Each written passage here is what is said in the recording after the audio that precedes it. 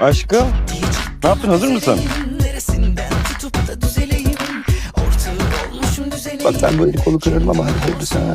Vallahi kırarım ya böyle kolu. Senin gibi doğaya dönmüşsün ya.